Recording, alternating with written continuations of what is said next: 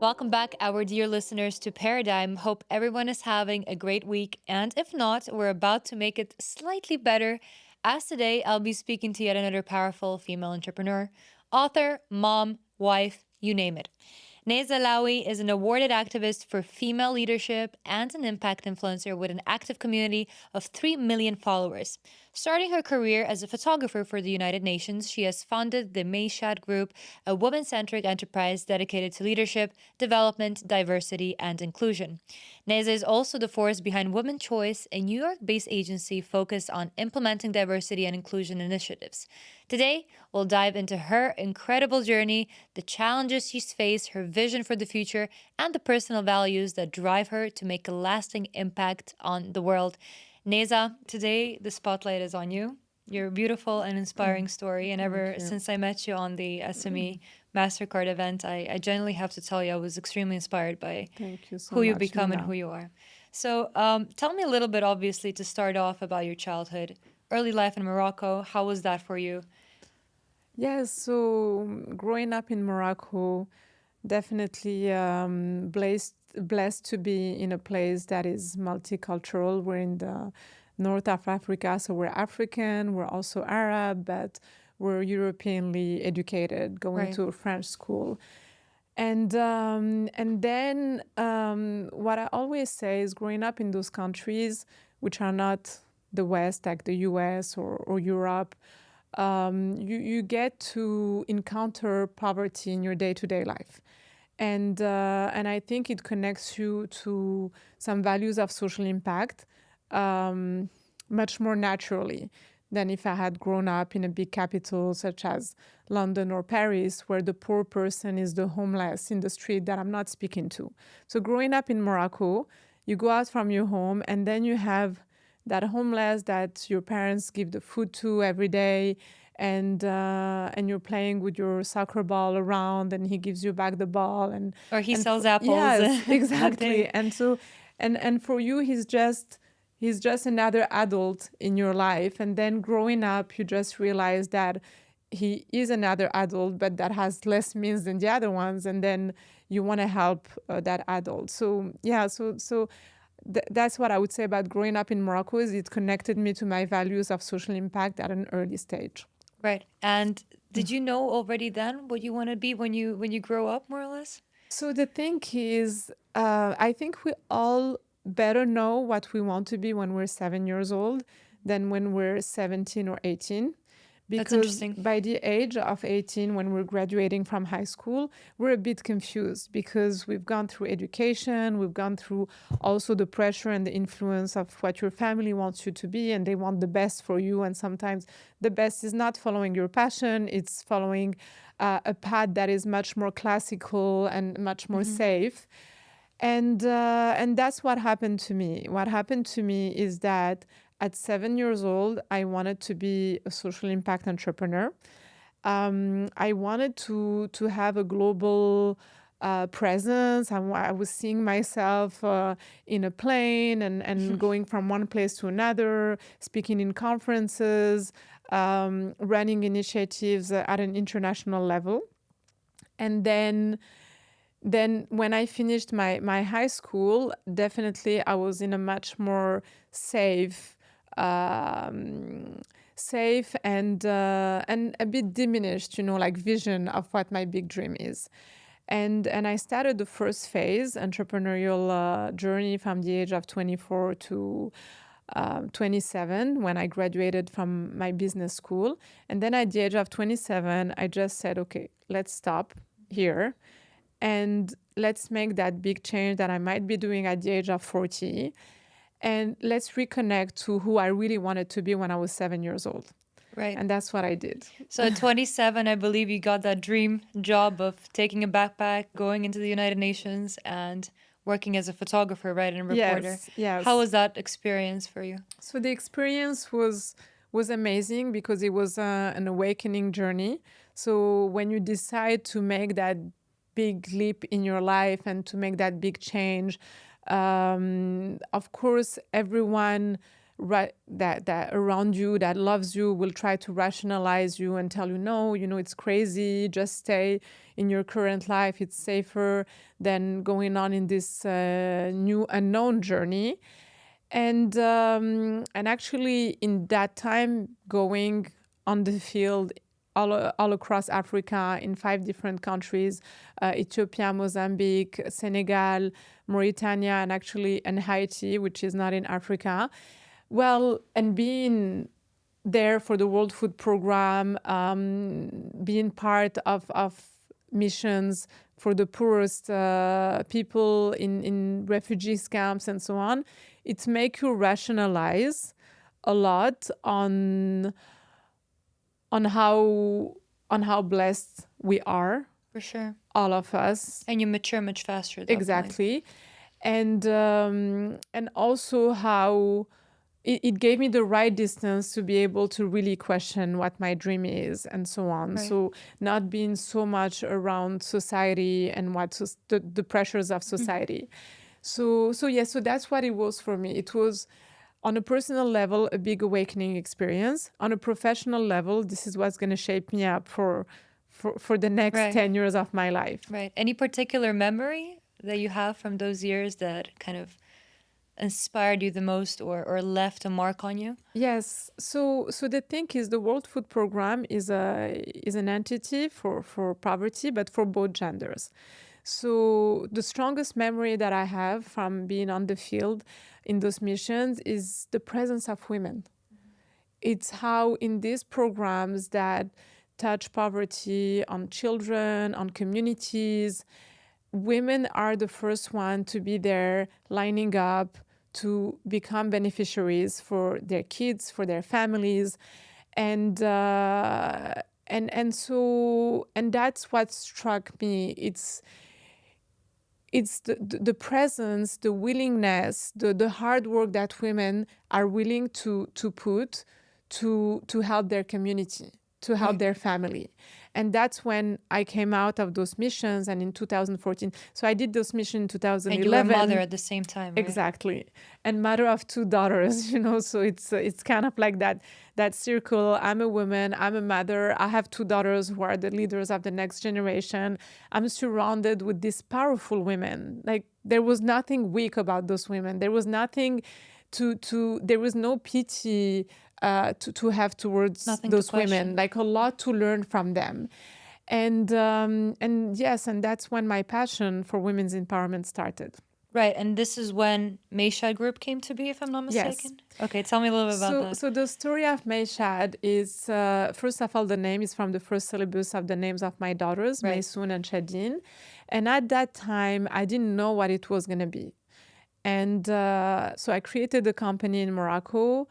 And I said, okay, so right now, so when I left, when I finished my mission, the last one was in the desert of Mauritania, and I just love the desert. I love the desert, the populations of the desert that are very resilient. And it's so funny how now when I land in Dubai, I just, think to myself, it's crazy. Like, I found my your place. desert back, being, like in an international top city, but still here I am with my passion for the desert. And this is where I feel, again, connected to those values.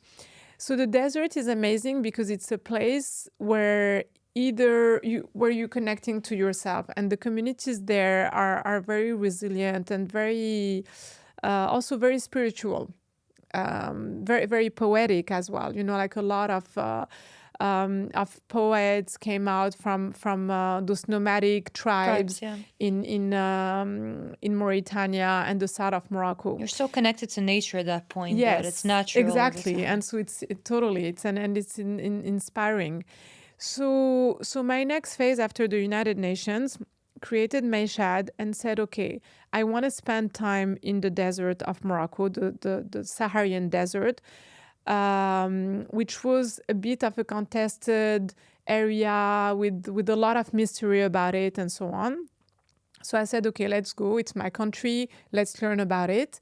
And eventually I want to do some work and spend time there and and publish a photographic book about that work.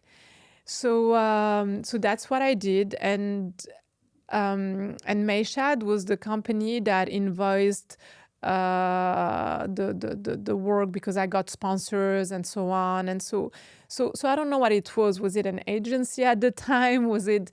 But it was that company that was supporting a little bit the next steps in my It was career. yours. That's the most important thing. Exactly. And it Yeah. carried the name of my daughters. Yeah. And so that was the first project that we carried with Mayshad. I had some sponsorship at the government level, some corporations, sold the first 1,000 books, went to a publisher in France, because my dream was also, being French educated, is having a book that is going to be distributed in La FNAC, which is the Beautiful. Parisian Yeah. store for books, and the iconic one. Did you reach the goal? Yes, Oh, I wow. did. I Congrats. did. And you know, my first crazy goal was to work for the United Nations. When everyone was telling me, but how are you going to do that? And like, where are you going to start? And I always had that positive attitude of thinking, let me try. And if it Why not? doesn't work, it doesn't work. But if it works, it works. But for sure, it's not going to work if I don't try. Right. So I had that awareness. And we're talking about the 2011, that already feels so far away from where we are now. In terms of spirit, I think people are much more positive, much more adventurous than they were at that time. And so yes, so my second milestone dream was to get a published book in that distributed all over France. And from there, nothing could stop me, because I realized at 2 times that when everyone was telling me you can't do it, I could do it. And what it takes is the will to do it, to sit, to think, and to think in a pragmatic way. Okay, no one is gonna come and give you that dream. No one is going to come and offer you the dream of your life. You need to create the opportunity, and you need to make that dream an opportunity for other stakeholders. Right. And have it's the right not support about system, right? exactly, totally. And so for that, it's not about them supporting you. It's about that dream being a dream that will really contribute to something, and opening the eyes to the other stakeholders. And why does it need to be only my dream? It can be the dream of many people. So let's gather other stakeholders, partners, Right. communities around that dream. So again, this is the first steps of me creating what I would have created over the next 10 years. A community of 3 million people on social media, a community at Women's Choice of over 25,000 women executives and entrepreneurs that have been part of our programs, the partnerships that I have at government levels and corporate levels to empower 1 million women by 2030. So you kind of find the answers on a small project, and then you take that to another medium project and bigger project, and at some time you're running several projects at the end, some small, medium, and big. And then you build your reputation, you clarify your vision, and at some point you can step into that big vision where big players can follow you. Right. And I mean, now with 20 years of experience in all of it, would you say that you still set certain milestones for yourself? Of course. It's important, right? So definitely. One of my big vision was my 40. Like, where would I be when I'm 40 years old? And actually now I'm turning 42 in a month. And so the minute I You're got turning to 40, 42. I am. No way. I am. And super happy and proud about it, because I've worked so much hard in achieving things to get here that if you told me, Nezha, do you want to be 25 again? I'm like, no. Okay, like, I'm here to support amazing young women like you that are 25 and that are building that vision. But when you're in that achievement thing, age is achievement, so you don't want to go back and like have to redo it again. But at the same time, you told me you don't believe in aging. It's just all in your head. Yes, exactly. So then after I turned 40, then my next goal was 45. So I have my goals for my 45 years old. Right. I believe one of the next milestones was Women's Choice. Yes. So tell me a little bit about that. Where did So that come to yes, be in this whole so picture? women choice is definitely, we have a big milestone to achieve, and I have amazing partners that I'm growing that are aligning to that vision. It's to impact 1 million women by 2030 with economic development, employment,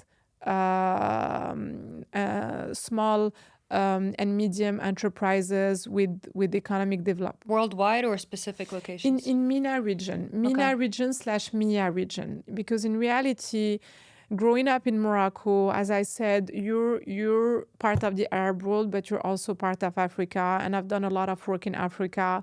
And as much as when I launched this vision a year and a half ago, it started with MENA region. And it's good that we started there because, culturally speaking, it's closer, but then we're having some opportunities to expand into MEA region, like to Africa, and yes, It would be we're great launching. because you Yes, know that location pretty exactly. well. But tell me one thing. Obviously, I have to speak about the fact that we are in the MENA region here.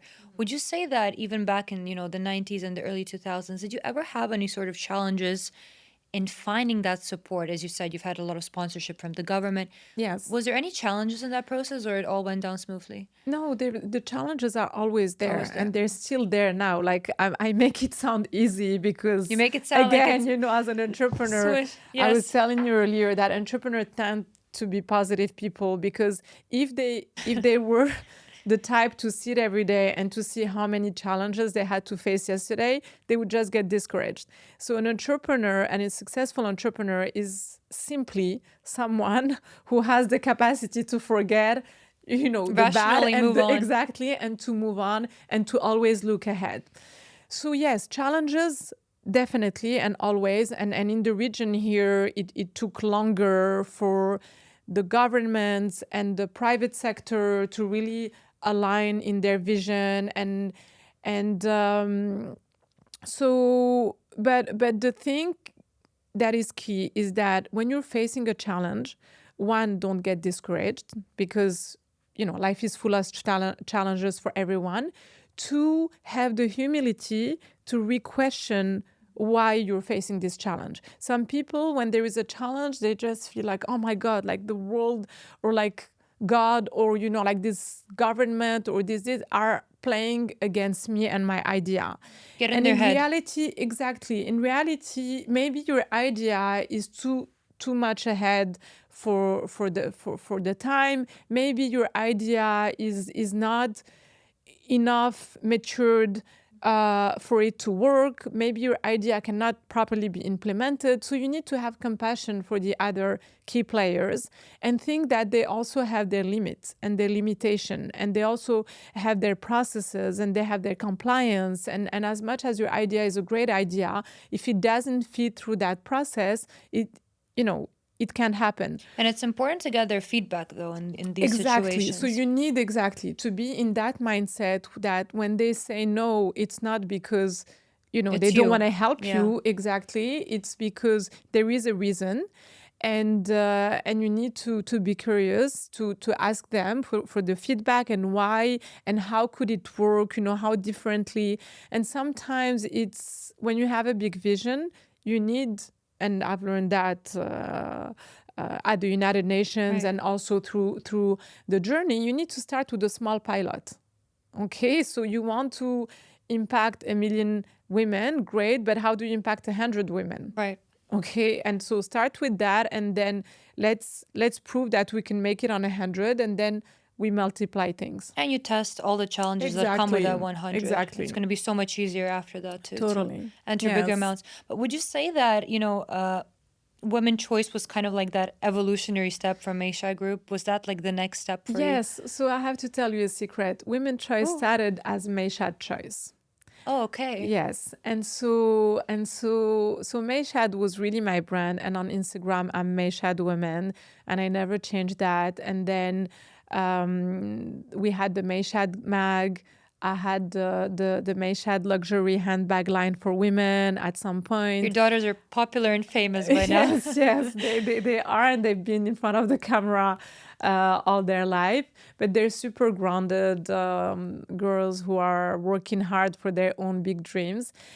So the Mayshad brand was a brand that I launched, and I had this different micro projects that I was testing as I was going, and sometimes, financing through one way to the other ones. And then in 2018, I kind of reorganized things and stopped what didn't work, to really leave what worked the most. So the hospitality part is what we left in Mayshad.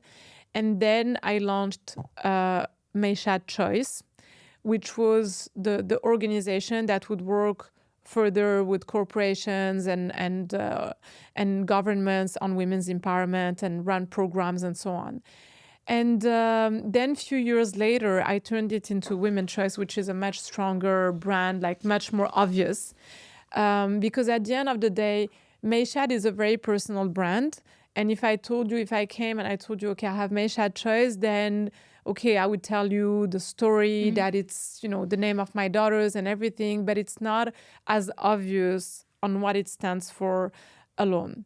So Right. I had to separate that and call it Women Choice, which I'm very happy about because it stands for women's empowerment. And Right. at the end of the day, And it's a franchise. exactly. And so, yes. Perfect.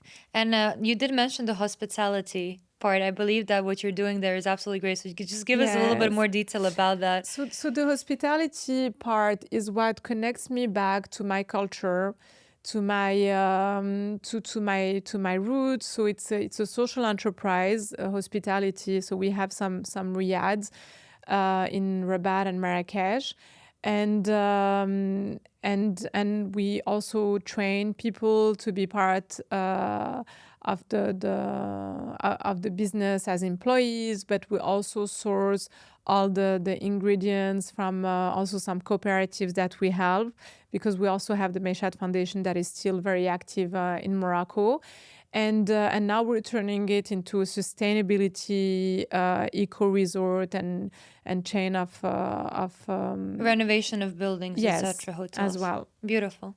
Because at the end of the day, as you said, it's important to leave a legacy, right? Yes. So when you do see something physically that's there that was, Yes. constructed with your 10 fingers and the fingers Yes. of, the people that helped you, it's Yes. a great feeling, I suppose. And the thing is also, look, we're here in Dubai and everyone at a majority is international. And I love being a citizen of the world, but I also love connecting back to my culture and feeling that I still have something that I'm still giving back in a way or another there. And I think it's important. It's very fulfilling at some point in your life as you're growing more internationally. It gives you more strength to be international. Right. Now, Nezha, enough of business. Yes. I want to get down and personal with you now. Sure. So, obviously, becoming a mother at the age of 24. 24. Yes. Wow. Quite Yes. young. So, I wanted to ask, how did motherhood obviously shape what you are in business? Did Yes. you obviously interconnected the two things and you Yes. found the energy, from motherhood to kind of implement it into your business? How was that for you?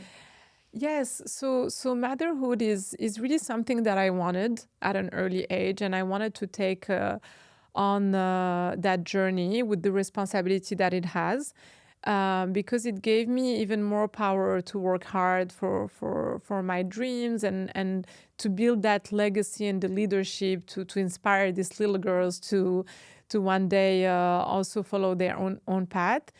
And so I wanted it on the inspirational part, and I loved also sharing that journey with them.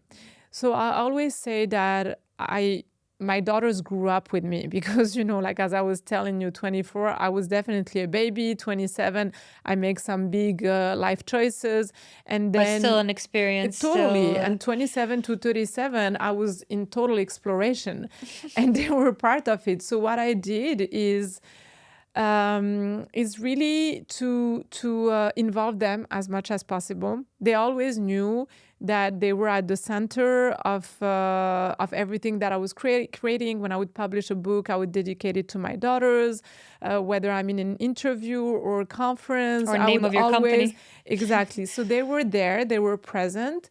and I would bring them on whenever they could, to be part of some missions that I was doing in Africa, or being at a United Nations conference in New York. I would have them in the room, with all this global representative in a suit. I would make them wear like a little suit and this, So and like cute. explain to them the importance of the environment where they are. And so that's one thing. The second thing is, of course, doing all that, I wasn't always physically present, like a lot of career women. And my daughters are amazingly independent. I was never the mother that would be there every day trying to push them for their homework. I explained to them that their duty for the next 12 years is their school. That's what they need to succeed. I'm here to provide everything for them to support them in that success, and mommy is succeeding something else, and you see me waking up every day and working hard for it. Right. So you also need to work hard for your own success, because it's boring.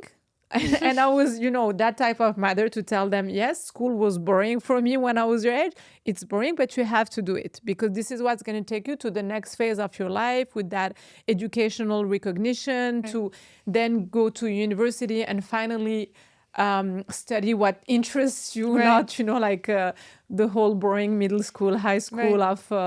of curriculums that are so wide, and you're like, why do I have to learn about this topic? It doesn't interest me. I'm never going to use Right. it. But you have to go through that. So explaining to them that with a lot of clarity, and I don't think a lot of parents explain it this way. It's like, no, you have to do your homework, but without explaining why. What is the end goal? Then it just made them very independent, and also I'm very organized. I always organize their life with routines and so on, which allowed me to have them operate in the same way whether I'm present or not. Right. But I mean, having you as a role model must have been beautiful for them their Thank entire life. you. They have something to look up to and Thank you. say, I want to be like my mom one day, right? So Yes. I suppose doing their homework wasn't the hardest thing for them then after all. Yes. Now, tell me one thing. There's in certain cultures, I believe there's this kind of statement or thought or feeling that women's empowerment can sometimes lead to a disconnect from motherhood, right? So how would you, explain this challenge in a way? Would you agree with it?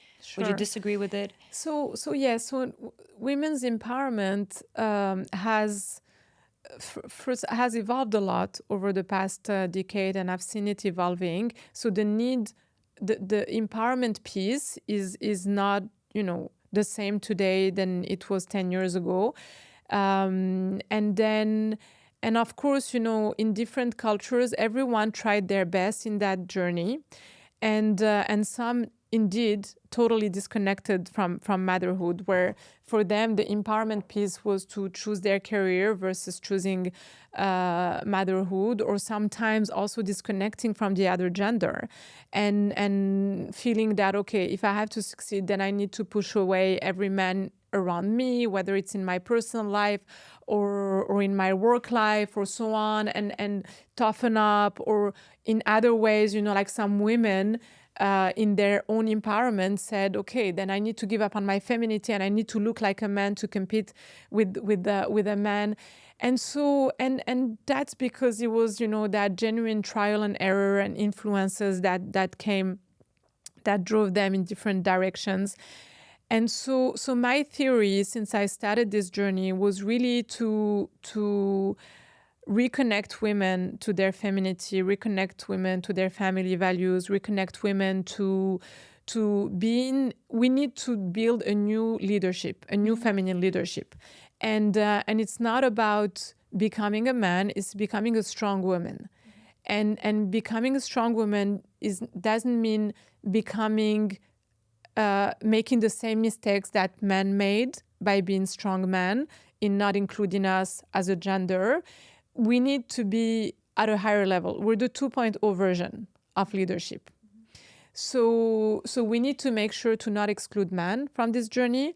We need to be very inclusive. If they made the mistake to not be inclusive in the way it worked, we should not do that.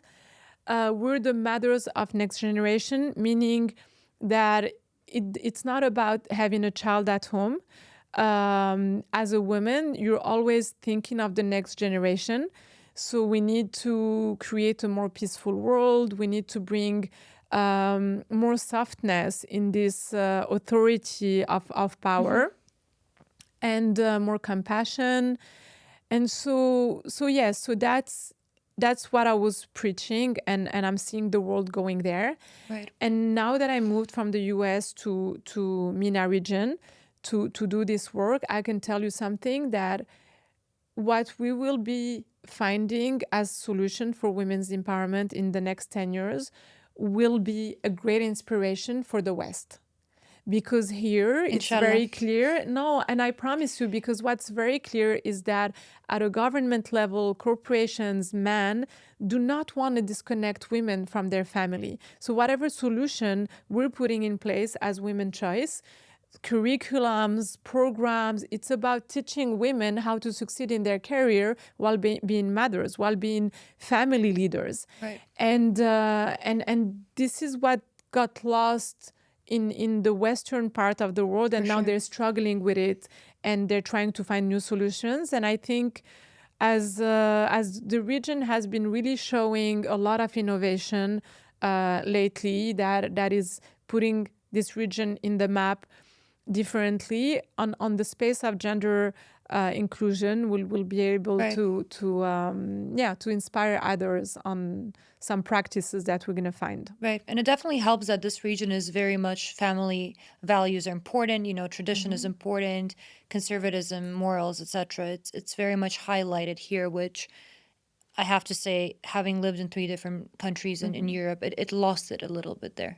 So yeah, inshallah, as we Yes, said, we can, exactly. move that influence and inspire the West to be alike. But I wanted to ask you one thing. There's obviously this attitude of we can do it all, we can have it all in women empowerment. How would you say that women can deal with this pressure? Yes, so I think I do believe that we can have it all as human beings, and successful beings. And but what I have learned is that having it all doesn't mean having it all at the same time. And you really need to look at your life by phases. And what do I want to achieve in this phase, which is my next 3 to 5 years? And I see this also, this feminine pressure of having it all, and also putting it in a pressure on that companion that they're looking for, where they want it all in that one person.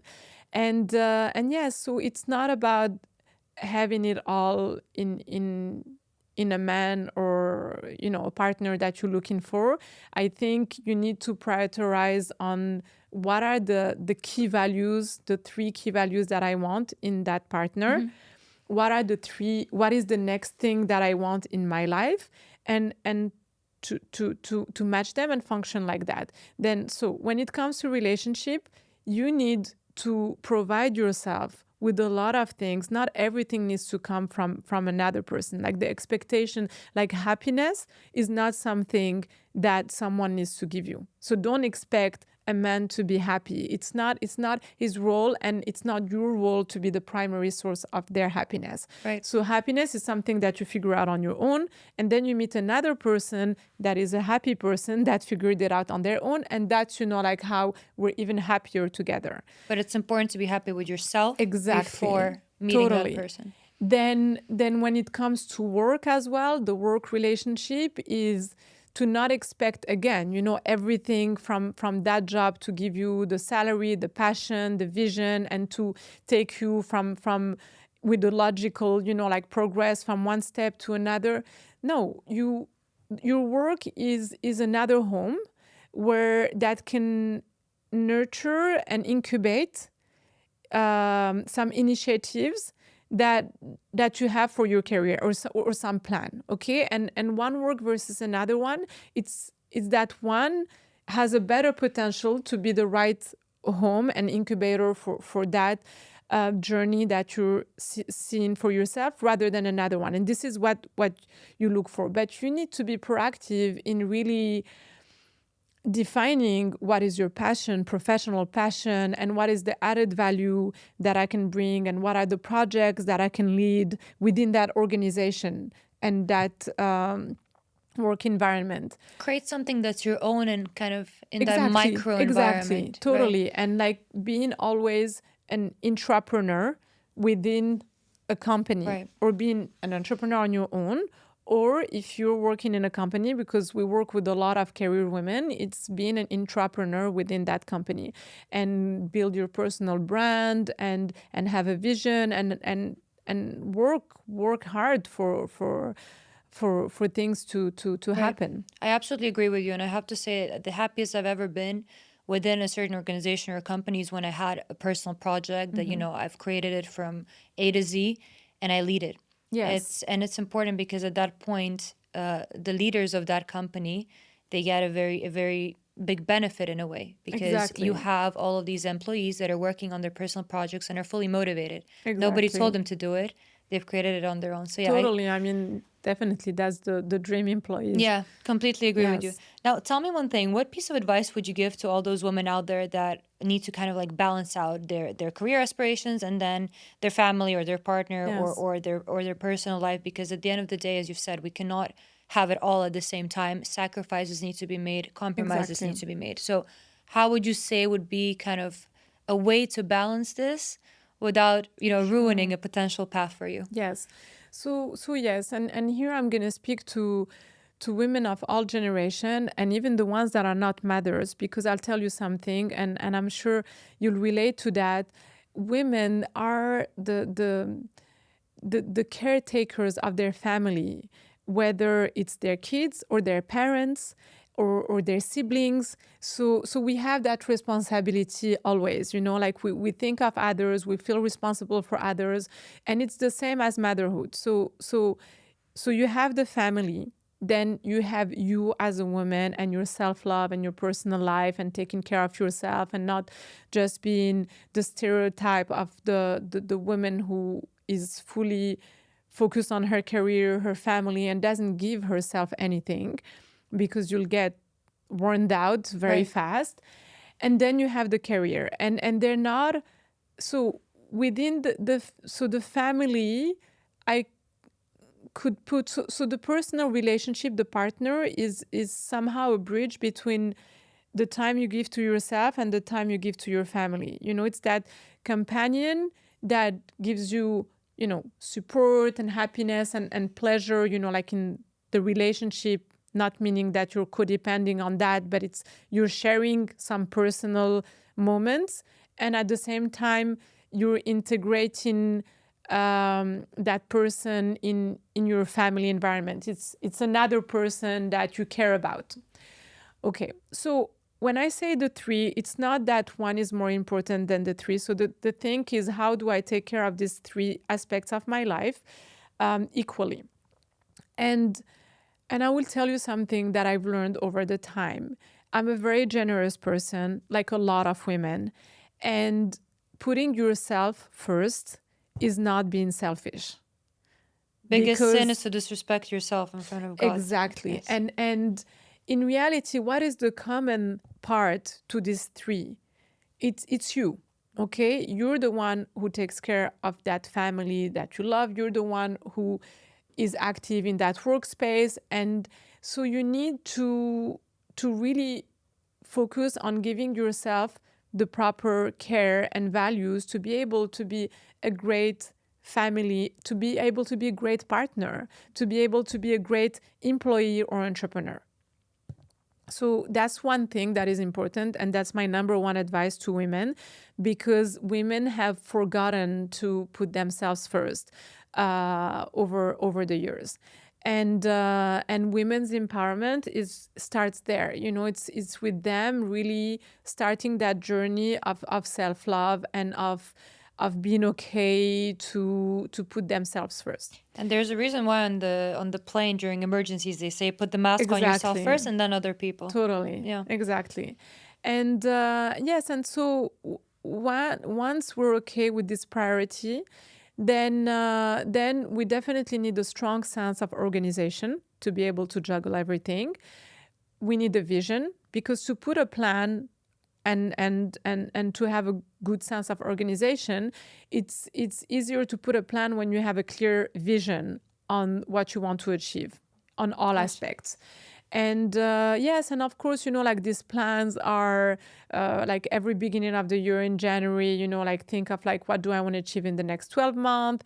Every summer for me is an introspective time, because September, I'm still that little girl in school. Like September is the new school year. And it is, September is a new start after a break. So also, yes, what do I want to achieve from this September to the other one? What do I want to achieve? It's also the last quarter of years. So it's, okay, what did I promise to myself last January, and what do I want to achieve? So to give yourself all these tools, and to keep learning, to be active, part of programs and so on. And at Women Choice, so we run those programs within corporations. But what I tell women as well is engage in those programs, because it's not like they're not existing. Like now, corporations are investing in bringing those programs to their female employees. But and even for entrepreneurs, there are a lot of programs like we run. All the programs that we run are free for women to subscribe as entrepreneurs, are as mentees, and so, because we make them financed by corporations and governments. But the women still need to get out from her day-to-day life and see the value of those programs. And I'm a firm believer in always training myself into learning more. I myself go to executive courses at Harvard Business School every year, and it's an investment of money, time, and but I see the value. Right. Never say that you've hit the ceiling, never be the smartest person in the room. Right. Tell me, what do you envision as the next generation of leaders, female entrepreneurs? Yes, so I already see a lot of change happening because generations, you have some mid-generations in the middle. So I would say my generation, then your generation, you're probably 15, 16 years. No, how old are you? Yeah, 15 years Yeah, 15 behind. years behind. And it's already another generation. Then you have the generations of my daughters that are 17 years. And it's another. So what I see, as there is a lot of change happening, and the world is much faster in terms of trends, change, like economically, politically, environmentally. We're living in a crazy, fast-paced world. So generations are no longer that 30-year gap. It's like really like every 5 years there's a new generation. So what I see for already your generation is much more confidence, much more clarity, exactly, on who you want to be, much more proactivity, and that's amazing. And then in the generation that is probably 5 years old now, I hope, and I'm working hard along with other people to create a total different environment for them. I think the content that they watch is the first difference that should happen. They shouldn't be the girls that are watching a Disney movie with the princess laying down for 100 years until a Prince Charming comes and like saves her. They're the generation that will watch podcasts like this, that will watch content with other women leaders that are inspiring, and for them to understand that this is what they can do. But one thing I will tell you, Mina, I expect from you to succeed much more than I did. And keep that. Oh, wow. Okay, and I will be your It'll be accountability. Yes, because for me, the next generation needs to take it even further. They're blessed with having that clarity at a younger age, and this is what I want for them. I want them to, okay, if I could achieve this by 42, then she needs to achieve much more. And yes, and that's what it is. And we're doing it. You're not doing it just for you. You're really doing it to change the world, because the world needs us as women to be more successful and proactive, because I have no doubt on how much you're going to give back to Right. this world. Right. Thank you. Well, I hope, inshallah. Yes. But now, I do agree with the fact that, my parents, at least my mom, always told me that you have to be a much better version of we were, like when we were your age, Yes. right? So I completely agree with the fact that, you have to strive even higher than what your parents Exactly. have achieved. So yeah, let's hope. I have certain plans. Let's hope they come to life. Now, tell me one thing. Your book, Be a Leader. Yes. It focuses on 12 fundamental values of leadership, right? Yes. So if you can just elaborate on some of the values that you mentioned there, why are they important, and your top 3 favorite, let's say. Yes. So the first chapter is leadership, a concept or reality. And for me, it was very important to start by demystifying what this word means. Okay, we hear about leadership, and the question is, what is it, and how do I implement it in my day-to-day life? And I wanted this book to be accessible to everyone from 7 to 77. It's very easy to read, and 13 years old can read it and relate to it. So I simplified it a lot. Simplified it, this concept of leadership, and then I took it into, so each one of the chapter is a different aspect of your life. Okay, so one chapter is to be or not to be single. Okay, and kind of like looking at that, and when should we make the choice to be in a partnership versus when should we make the choice to be single. We can have a completely different podcast on this topic with on you. this. Another one is leadership with your team. So your team is, it doesn't mean that you're the boss with a team. Like you work within a team, and your team is your tribe. That is part of the project that you're building. Building things alone is so sad and so limited. Very lonely, yeah. The impact that you can create and the success that you can have is much stronger within a team. And so that chapter is about, how do I nurture that leadership? How can I be a leader within a team? So you have the one on single or not, like what is leadership within a couple, within a team. How do you create your ecosystem? And your ecosystem starts with you, and with really nurturing yourself, as we said earlier, but making yourself strong. Okay, so you're the core piece of your ecosystem. Then it goes to your family members, your friends. It's like it starts with already taking off whomever is not a positive energy, positive influence. We are really the reflection of the 10 people that are, like the closest to us. And so we need to make sure to consciously have the right people around us. And then when you start that journey of building your ecosystem, you drop out those people that are just like takers, that have been around you, that are just like exactly out, that just like reach out to you when they have problems, that their like problems are not evolving problems, like you keep giving them advices but they're keep not running back. Exactly. So yes, so you need to drop off, and trust me, as like a generous person, you start your life with a lot of people like that. Like when you have that moment of awakening and you start like making the list, you have like 1, 2, 3, like people that you're gonna end up living in that ecosystem, and you have like a long list of people like that. So building your ecosystem is starting to be conscious of a new world within this bigger world that Right. you create for yourself.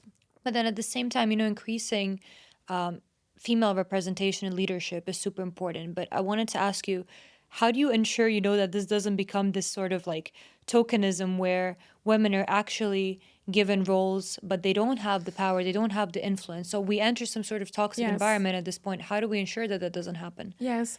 So I'll tell you, I am for quotas, and there was like a whole question on like, should there be quotas in companies or not? And sometimes there were some women preaching that there shouldn't be, and I don't want to be that woman that is put there just because like I'm a woman.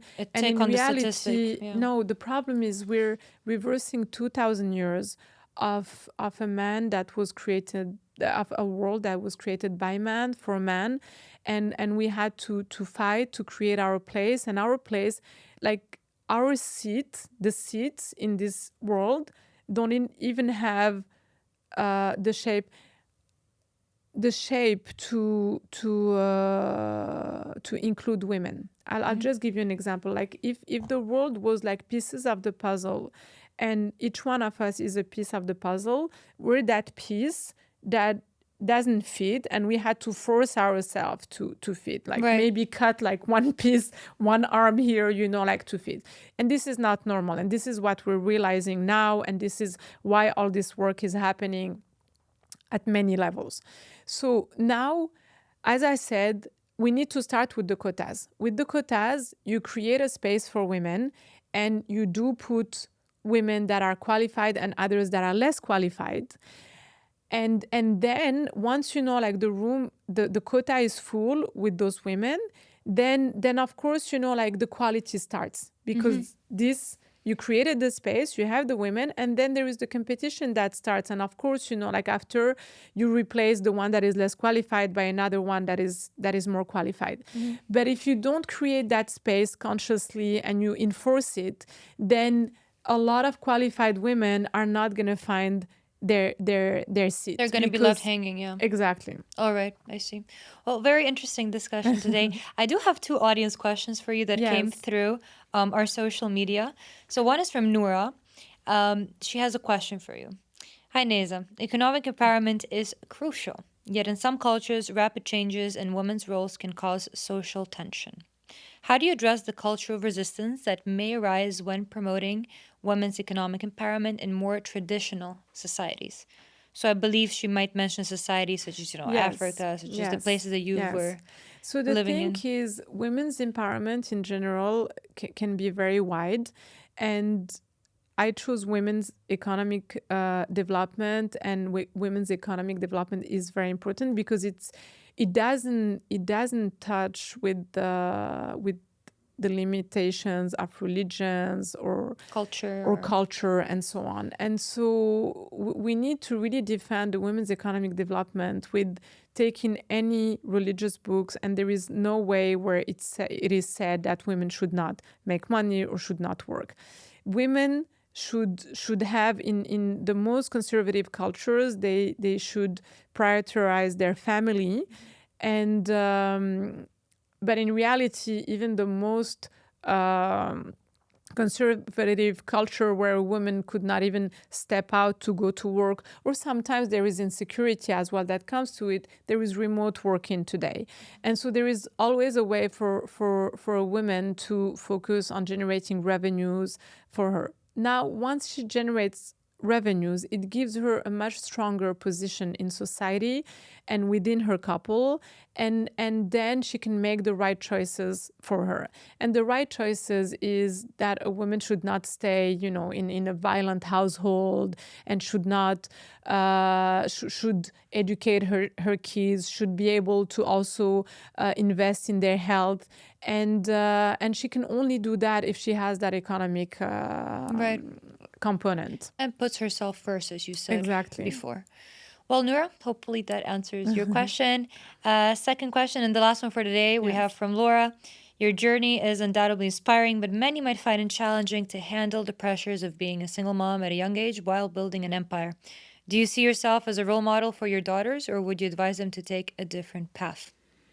Well, yes. So the thing is, definitely, I was a single mom at a young age, and